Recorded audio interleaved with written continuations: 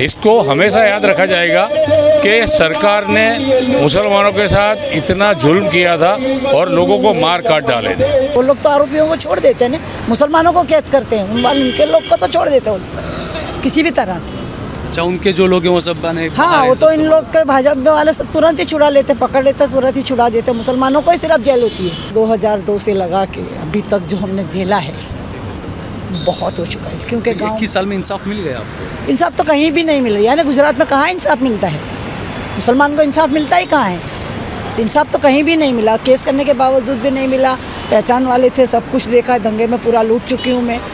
2200 वार का मेरा बांधकाम का बंगला, मेरा मकान सारा लूट पाट के बुलडोजर लगा दिया। मैं बहुत कुछ लूटा के आ गई हूँ यहाँ पर। आपको उसके बदले कुछ नहीं मिला है, पैसा वगैरह कुछ नहीं मिला? कुछ नहीं। कहाँ दे रहे हैं? कौन देता है यहाँ तो बोलते धमाल ही नहीं हुई है। जिस देश में गृह मंत्री खुद खड़ा होकर ये बात कहे रैली के अंदर कि 2002 में हमने सीधा किया था, आपको लगता है जो गृह मंत्री ये बात करे उस देश में शांति बनी रह सकती है?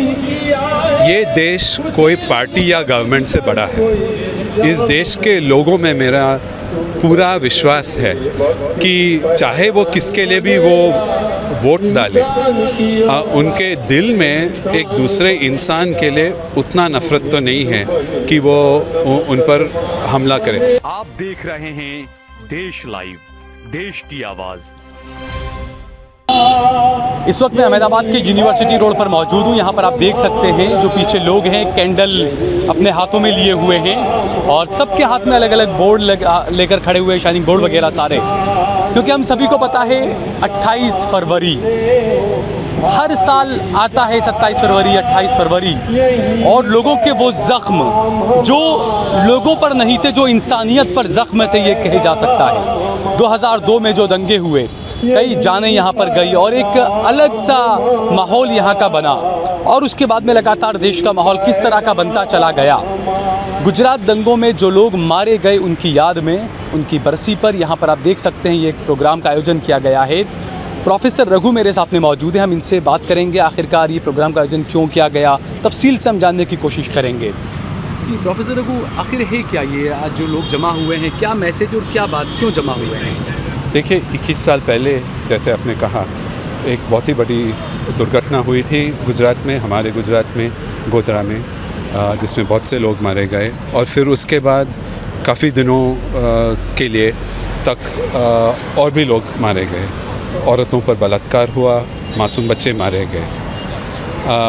हम अहमदाबाद के नागरिक साथ में आए हैं ये मैसेज देने के लिए कि अपने देश के लिए कौमी एकता, सामाजिक एकता बहुत ही महत्वपूर्ण है और हमें उस रास्ते पे चलना चाहिए। शांति और न्याय, ये हमारे संविधान कहता है कि यही आधार पर हमारा देश मजबूत बन सकता है, और हम यहाँ दोहराने के लिए आए हैं कि शांति, न्याय और सामाजिक और कौमी एकता के आधार पर इस देश को आगे बढ़ना चाहिए, और हम उससे सहमत हैं। अच्छा प्रोफेसर को, जैसा आपने कहा कि शांति, एकता, ये तमाम चीज़ें, शांति बनी रहे, लेकिन जिस देश में गृह मंत्री खुद खड़ा होकर ये बात कहे रैली के अंदर कि 2002 में हमने सीधा किया था, आपको लगता है जो गृह मंत्री ये बात करे उस देश में शांति बनी रह सकती है? ये देश कोई पार्टी या गवर्नमेंट से बड़ा है।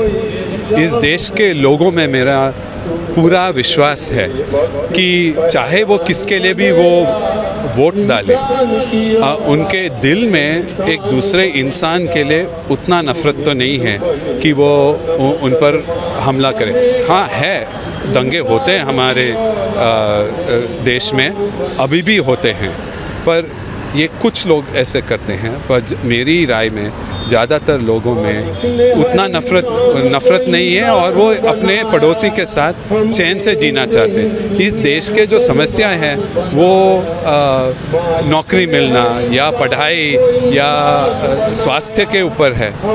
ये नफ़रत उनके लिए बहुत महत्वपूर्ण नहीं है, और मुझे लगता है कि इस देश के लोग चाहे जो अपने पॉलिटिशियन जो भी कहें, वो उस रास्ते पे जाने के लिए तैयार नहीं है।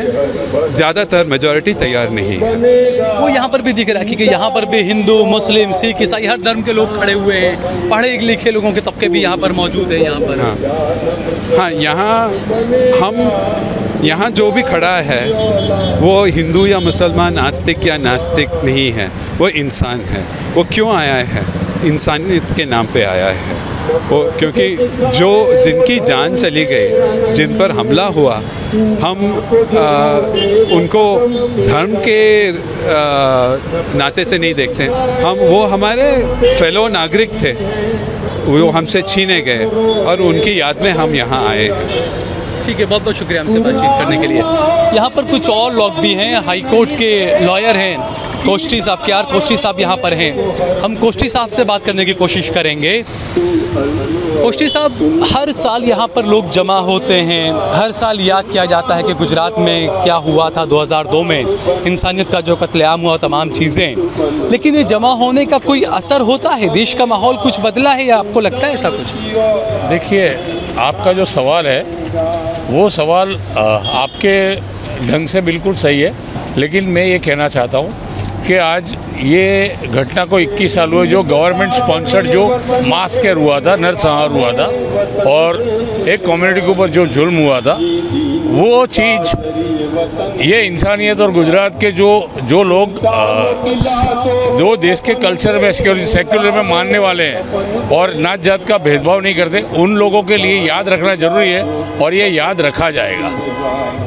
इसको हमेशा याद रखा जाएगा कि सरकार ने मुसलमानों के साथ इतना जुल्म किया था और लोगों को मार काट डाले थे। अच्छा, तो सरकार भी शायद ये चाहती कि मुसलमान याद रखें, इसी वजह से देश के गृह मंत्री की रैली में खड़े होकर बोल रहे थे कि 2002 में हमने सबक सिखा दिया था, याद रखिए। देखिए, वो उनका कोई पॉलिटिकल स्टेटमेंट हो सकता है, लेकिन हम लोग यहाँ पॉलिटिक्स करने नहीं आए। हम लोग ये हमारा जो सॉलिडेरिटी है, जो लोग विक्टिम है 2002 के, उनके लिए हमारा जो सपोर्ट है और उनके साथ हमारी जो हमदर्दी है, वो दिखाने हम लोग यहाँ आए। ठीक है, बहुत बहुत शुक्रिया।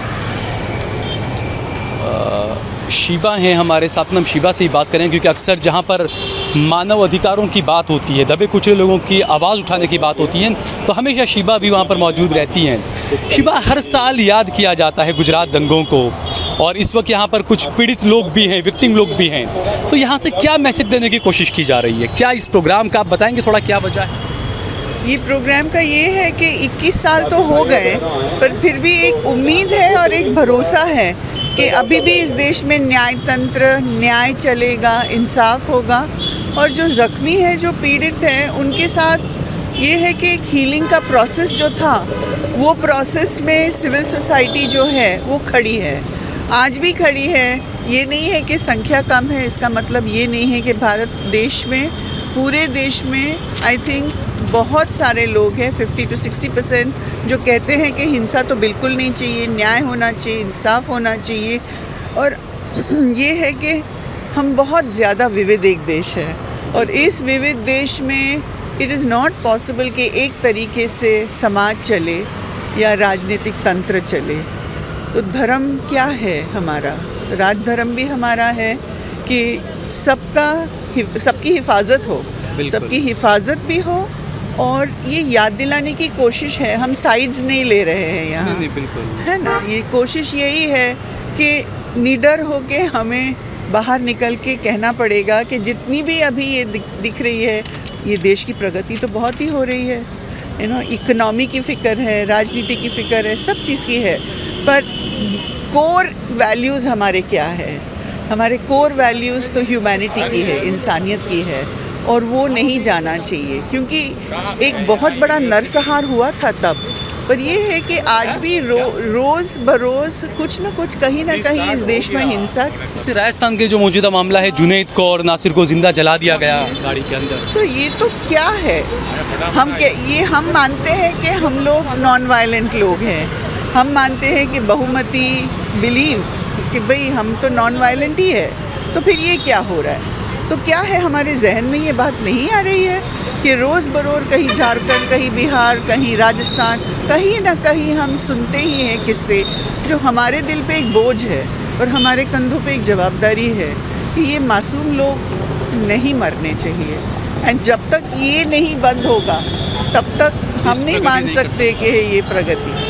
ठीक है शिवा, बहुत बहुत शुक्रिया। बहुत अच्छी बात है कि देश सिर्फ सड़कें बन जाना और फ्लाईओवर बन जाना विकास नहीं होता है, विकास में और भी बहुत चीज़ें आती हैं, जैसे हैप्पीनेस इंडेक्स के अंदर हमारा देश किस नंबर पर, ये हम सब जानते हैं। यहाँ पर कुछ विक्टिम परिवार के लोग भी हैं। यहाँ पर ये हैं जिन्होंने 2002 के दंगों में अपना काफ़ी कुछ खोया। ये खुद विक्टिम हैं, पीड़ित हैं। हम इनसे भी बात करेंगे। क्या नाम है आपका? मेरा नाम मलिक नियाज बीवी। अच्छा, आज 21 साल हो गए, आप कैसे देखते हैं वो 21 साल की ये जर्नी और अभी का माहौल, पहले का माहौल, क्या कहेंगे आप, कैसा लगता है? माहौल जो था वो तो जैसे 2002 का तो बहुत ख़राब हो चुका था। मैं ओगनेश गांव की रहने वाली हूँ। 2002 के बाद अभी 21 साल से जुआपुरे में रह रही हूँ। जो रिलीफ कमेटी NGO उसने मकान हम लोग को दिए, उसमें हम लोग रह रहे हैं। वहाँ पर भी आजकल बहुत बुलडोज़र चल रहा है। वो अलग जगह पे चल रहा है, जो ऐसे जिसका जैसा काम है उस तरह से हो रहा है। हम लोग को तो जैसे ये कमेटी ने मकान दिया, कोई प्रॉब्लम नहीं है, हमारे नाम पे है मकान।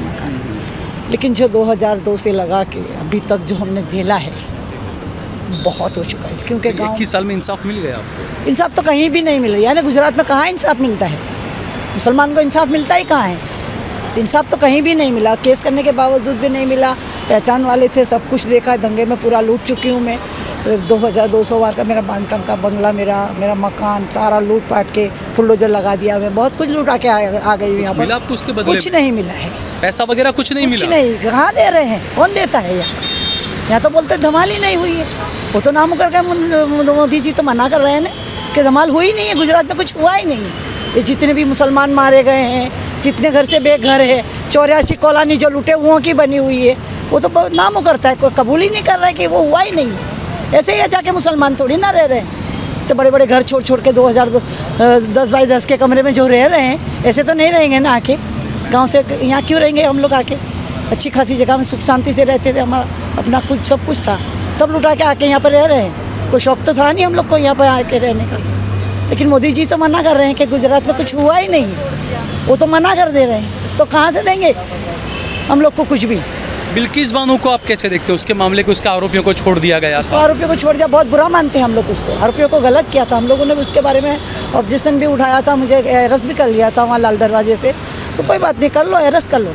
लेकिन किया था, ऑब्जेक्शन उठाया था हम लोगों ने। जो कह रही है वो गलत कर रहे हैं। वो लोग तो आरोपियों को छोड़ देते हैं ना, मुसलमानों को कैद करते हैं, उनके लोग को तो छोड़ देते हैं किसी भी तरह से। अच्छा, उनके जो लोग हैं वो सब बने? हाँ, वो तो इन लोग के भाजपा वाले तुरंत ही छुड़ा लेते, पकड़ लेते, तुरंत ही छुड़ा देते। मुसलमानों को ही सिर्फ जेल होती है, हिंदुओं को कहाँ जेल होती है? अभी भी इंसाफ की उम्मीद है आपको? नहीं, इंसाफ की उम्मीद ही नहीं, बिल्कुल नहीं है। इंसाफ है ही का? अभी पूरा हिंदू राष्ट्र बनाने के लिए पीछे तुले हुए हैं, हर जगह कौमवाद के पर्चे बांटते, कौमवाद फैला रहे हैं। तो कहाँ से इंसाफ की उम्मीद रख सकते हैं हम लोग? किससे रखें? जो यहाँ के प्रधानमंत्री जिस तरह की बात करेगा, तो फिर हम लोग तो कहाँ से एकता करेंगे? ठीक है, बहुत बहुत शुक्रिया हमसे बातचीत करने के लिए।